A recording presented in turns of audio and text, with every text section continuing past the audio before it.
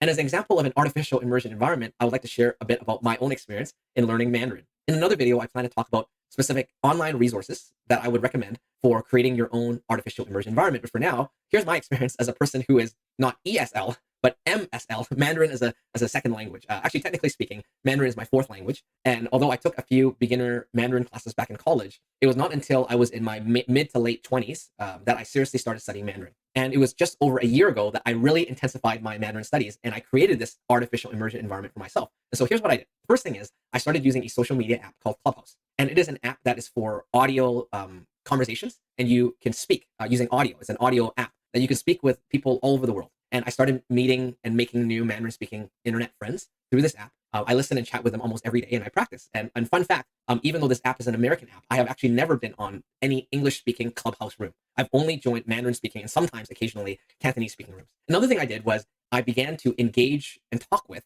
Mandarin speakers in my city. I would take my family to Mandarin speaking restaurants and here in Vancouver, in Greater Vancouver in Canada, and I would only speak Mandarin to the servers and people in the restaurant. I would also speak with Mandarin speakers that I meet each week, especially those that come to my church and others that are neighbors in the area. Another thing I would do with my family is in the evening after dinner, we started watching Mandarin movies and shows. So more recently, we've been going on YouTube and watching this Mandarin show called 以家人之名. And since my wife doesn't speak Mandarin, I put on English subtitles. And then it is also a way for my daughter, who is about 3.5, to also learn Mandarin. She's actually in a half Mandarin daycare. So I'm trying to get us all to kind of learn a little bit of Mandarin.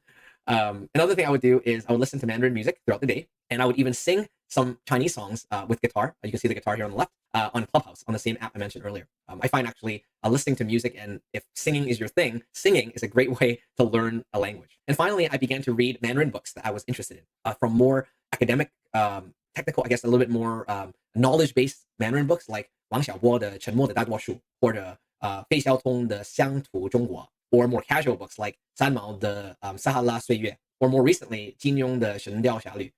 And actually, I'm almost done 1,000 pages in 神雕侠侣 in Chinese. So I'm pretty proud of that, that I can make it so far and actually really enjoy the book. That's really the key. And I would write my thoughts about them in essay format. I would write my thoughts and reflect on what I've learned in my reading. And I have done this for over a year now, since November of 2021. And I'm happy to report that my Mandarin tutor said late last year that I have improved so much, almost to the level of a native speaker.